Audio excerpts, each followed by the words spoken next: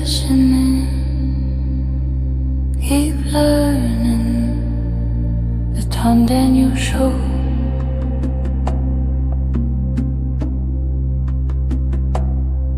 Keep listening, keep learning. The Tom Daniel Show.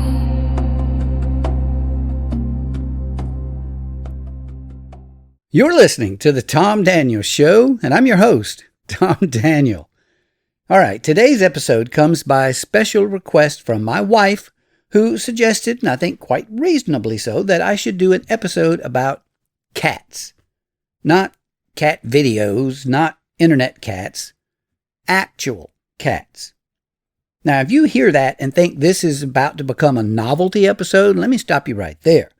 Because cats, it turns out, are one of the most useful teaching tools we have for understanding what music really is and what it does to the body before culture ever gets involved. Because you see, cats don't care about genre or style. They could care less if it's rap, country, or jazz that you're playing. Cats don't care about lyrics. They don't want to know if mama got drunk and run over by a train. Cats don't care about taste, fashion, or emotional backstory. But cats are brutally honest listeners. And by honest, I don't mean emotionally discerning or artistically judgmental. I mean something simpler and more uncomfortable to us as humans. Cats don't pretend to like sound for social reasons. They don't sit through it politely. Their reactions are governed almost entirely by physiology.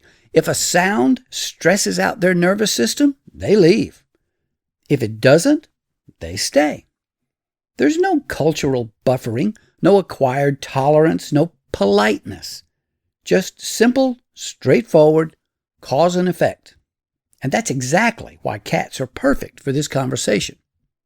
Now, if you've ever played music around a cat, you already know the problem.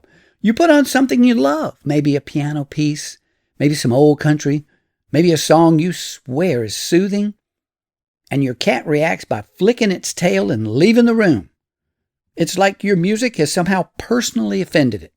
Now, this has led to a persistent human belief that cats are not musical, or worse, that they're being judgmental. Well, they're not. They're just telling you the truth about sound, because cats don't listen to music the way we do. They experience sound as a physical event in their world, not entertainment. And once you understand that, a lot of things about music and about us humans start to fall into place. Now, to understand how this works, you got to step away from concert halls and your earbuds for a moment and return to a much older and simpler music environment. Think about Southern life especially, before amplification became ubiquitous. Music didn't come from stages back then. It came from places. It came from front porches, kitchens, church steps, work sheds, barns. Sound wasn't something that you faced. It was something you already lived inside. And animals were always there. Dogs under the porch, chickens out in the yard, and cats asleep on the rail, curled beneath a chair, or stretched out under a radio left on all afternoon. Notice something important here. Animals weren't positioned as an audience. They were just cohabiting the sound space. Cats especially have always lived alongside music without being asked to participate in it. They didn't sit in front of the radio. They chose their distance. They adjusted their bodies. They made decisions based on comfort and safety, not aesthetics. That's not indifference. That's sensory intelligence. So what are cats actually hearing? But here's the scientific part, and I promise to keep it as human as possible. Cats hear far more than we do. Their hearing range extends well above the frequencies that dominate human music, especially vocal music. Now, what sounds warm and balanced to us can sound very chaotic to them. But frequency is only part of the story. Rhythm matters too. Human music is structured around human bodies. It only makes perfect sense that we make music that reflects the rhythm of our own bodies. our walking pace, our heart rate, our breathing patterns, our speech patterns. Even when music speeds up or slows down, it usually does so within a range that still maps onto our human activity. Well, cats ain't human. Cats don't move that way. Cats have their own walking pace. They have their own heart rate and breathing patterns, and they definitely have their own vocalizations. Their bodies operate on little bursts, stillness, coiled energy, and then sudden release. Long, pulse-driven rhythmic patterns, especially when amplified, are not soothing to them. Cats hear that as persistent disturbance that just won't stop. To a cat, most of human music doesn't sound expressive. It sounds like a malfunctioning machine that refuses to turn itself off. This is why cats often avoid speakers but will settle near ambient sound sources like a distant radio, a humming appliance, airflow through a room. The difference here isn't volume alone, it's intent. Foreground music is designed to be noticed. It asserts itself. It wants you to hear it. Ambient sound does not. A radio humming in another room doesn't demand your attention. It just occupies space. To a cat's nervous system, that difference matters way more than melody or style ever could. See, they're not rejecting the sound. They're rejecting the intrusion of the sound. Now, this is where humans get confused. We tend to think of calmness as an emotional category. Slow tempo, soft dynamics, gentle melodies. But calmness is actually a physiological state. Calmness is lowered heart rate and breathing, relaxed muscles, and lower blood pressure. Wide pitch ranges, harmonic movement, and dynamic contrast, things humans often find emotionally soothing, can register as instability to an animal whose nervous system is tuned differently. For a cat, unpredictability equals vigilance, and vigilance is exhausting. So when your cat leaves the room after you turn on your favorite relaxing music, it's not because the cat has bad taste. It's because the cat's nervous system is saying, this is not safe. I don't like this. I'm out of here. Which brings us to something genuinely interesting. What about when cats do respond to music? Now, this might sound like a contradiction because earlier I said cats dislike repetitive rhythmic patterns, and that's true. But what they dislike isn't the repetition itself, it's foreground rhythm, a steady beat that asserts itself, that marks time, that demands attention. Cats don't respond well to sound that behaves like a metronome. What they can tolerate, and sometimes seek out, is repetition that behaves more like weather, unaccented, unchanging, and uninterested in being noticed. They like low, steady vibrations, narrow pitch ranges, minimal harmonic movement, sounds that resemble breathing, purring, or slow kneading your paws kind of rhythms. When cats respond to these sounds, they're not enjoying the music, they're recognizing safety in the music. Now, this distinction matters. Humans seek music for some kind of meaning. Cats tolerate sound for survival. When a cat settles near a particular sound, it's not for aesthetic reasons and appreciation, it's nervous system alignment. The sound's not telling a story to the cat. The sound is saying, nothing bad is happening right here, right now. You're listening to The Tom Daniels Show, and we'll be right back. What are you waiting for? The Tom Daniels Show. What are you waiting for? The Tom Daniels Show. What are you waiting for?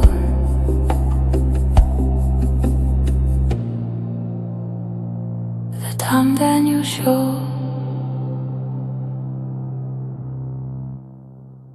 And welcome back to The Tom Daniels Show, and specifically for this episode, I asked Rip and Mary Mac to come up with some kind of version of our theme song that would actually be acceptable to cats. And of course, they nailed it. That was not just some kind of cute cat music. It was acoustically polite music. Merrimack is the world's most perfect band. Now, we've been talking about cats and music, so we now need to explore what this teaches us about music. Here's where the episode quietly stops being about cats. Cats remind us that music is not, at its core, a cultural artifact. It's a physical force. Before music is art, it's vibration. And before it's communication, it's pressure. It has meaning. It has impact. Humans are unusual because we build elaborate emotional and symbolic structure on top of those vibrations. Lyrics, genres, identities, memories, and cats don't do that. They experience sound the way bodies do when culture steps out of the room. And that should make us reconsider how often we confuse preference with biology. When we say this music feels good, what we usually mean is that it fits our learned expectations and emotional frameworks. But cats strip all of that away. They answer a simpler question. Is this sound compatible with my nervous system? To a cat, that's the only question. Now, there's a scene many of us have lived without noticing it. A radio playing in the background. Nobody's listening. There's a cat asleep nearby. The music isn't being consumed. It's not being judged. It's not being understood. But it's still doing something. We tend to think music only matters when it's being interpreted, when someone is listening closely, feeling something, understanding something. But sound does work long before interpretation ever enters the picture. Sound shapes space. It covers up silence.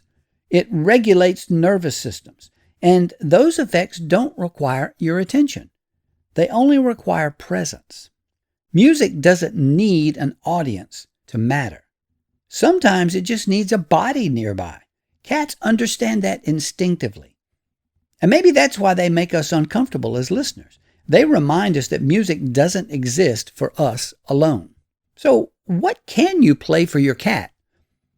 At this point, a reasonable listener might be thinking that, all right, so what can I actually play for my cat? And the honest answer is that there is no traditional musical genre designed with cats in mind.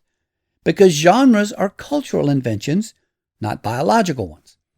What cats tolerate and occasionally seek out is not a style in the usual sense. It's a function. In sound studies, this kind of audio is sometimes described as environmental. That simply means sound that does not go anywhere. It doesn't build, it doesn't resolve, it doesn't ask for attention. It occupies space the way weather does rather than behaving like a performance. Historically, this idea shows up in early ambient music and in what French composer Erik Satie once called furniture music. Sound meant to exist in a room without insisting on being heard. Now, if someone wanted a practical label to search for, the least misleading term would be minimal ambient sound. Not ambient with a beat, not ambient with a melody, and not ambient designed to be emotionally immersive. The kind that works for cats is stripped down even further. Sustained tones, very narrow pitch ranges, almost no harmonic movement, and no foreground rhythm at all. No pulse marking time, no accents, no sense that the sound is progressing toward anything. In other words, sound that behaves like background air rather than like a song. Now, it's also important to say what does not work. Music marketed as relaxing or calming or lo-fi is almost always built around human emotional pacing and human rhythm. Even very gentle classical music is highly expressive, highly teleological, and full of dynamic contrast. To a cat's nervous system, that kind of expressiveness is still intrusion. Now, if you want to test this at home, the rule is simple. If you can tap your foot, hum along, or notice when the music changes, your cat probably will too, and not in a good way. If the sound can loop for an hour without you being aware of it, then your cat will probably tolerate that. And if your cat chooses to stay in the room rather than leave, well, that's the only feedback really that matters. The goal is not to entertain your cat. Cats are not an audience. The goal is to create an acoustic environment that does not demand vigilance. Sound that signals nothing is happening here. That's the closest thing to cat-friendly music that exists. And it's worth noting that this kind of sound is often surprisingly effective for humans as well, especially when we stop asking it to perform. Now, wait a minute. Isn't that Muzak? Isn't that elevator music? Well, early Muzak was designed to be background sound, non-disruptive, ignorable rather than engaging, functional rather than expressive. On the surface, that sounds very similar to what we're describing, sound that occupies space and doesn't demand attention. That's why the association pops up immediately. People think of cat music that I just described and Muzak. But there's a crucial difference. Muzak was teleological. That means it had a goal. It had a purpose. Muzak was not neutral. It was instrumental in the literal sense. It was engineered to increase worker productivity, to regulate shopping behavior, to reduce perceived waiting time, to guide human mood and energy levels. It relied on human musical cues, melody, tempo, harmonic progression, carefully smoothed and simplified, but still very much present. Even when you didn't notice it, your nervous system did. And that makes Muzak quietly manipulative rather than biologically neutral, which is what cats prefer. Now here's why cats would hate Muzak. From a cat's perspective, Muzak still fails the test. It's got foreground rhythm, even when softened. It follows human scale tempos. It contains melodic intention. It progresses toward emotional or behavioral outcomes. To a cat's nervous system, Muzak still behaves like songs that won't mind their own business. Cats don't need encouragement, uplift, or stimulation. They need predictability. Now, has anyone ever created true cat music? And before moving on, it's worth acknowledging that there has been some serious research into the idea of music designed specifically for cats. An animal behaviorist named Charles Snowden, and no, that's not Edward Snowden, that's Charles Snowden, conducted studies on what he called species-specific music. Instead of adapting human songs, he built sounds around feline vocal ranges, purring and suckling tempos, and limited the pitch movement. In controlled settings, some cats showed greater proximity or attention to that music than they did to human music, which is an important finding in its own right. But that work was aimed at engagement. It was trying to engage cats, trying to get them to notice it. So what I'm describing here is something slightly different. The goal of perfect cat music isn't attention, but indifference. Not whether a cat responds to a sound, but whether a sound can exist in a space without triggering vigilance at all. That difference turns out to matter more than it might sound like. So no, this wasn't really an episode about cats liking or disliking music. It was an episode about honesty, really. Cats don't pretend. They don't sentimentalize. They don't flatter our artistic egos. They listen with their bodies. And if we're willing to pay attention, they can teach us something fundamental, not just about music, but about what sound does before we ever tell ourselves a story about it. Thanks for being here. I also publish written work on Substack at the Academy of Southern Music. And this has been the Tom Daniels Show. Keep listening. Keep learning.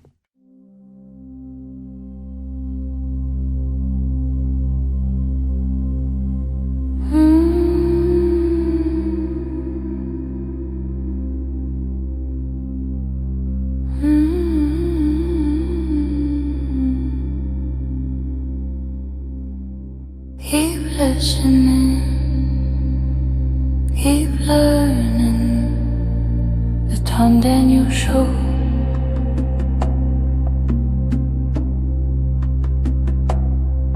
Keep listening,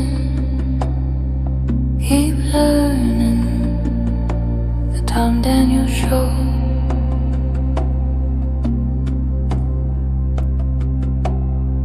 Take a break from your usual routine and tune in to the Tom Daniels Show.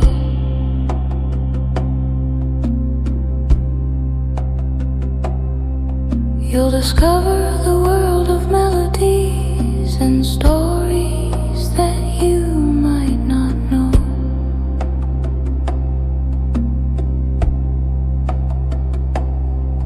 Keep listening,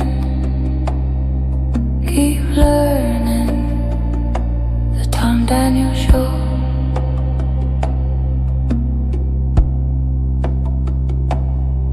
Keep listening, keep learning.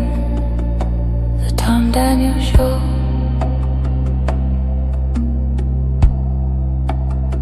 What are you waiting for? The Tom Daniel Show. What are you waiting for? The Tom Daniel Show. What are you waiting for?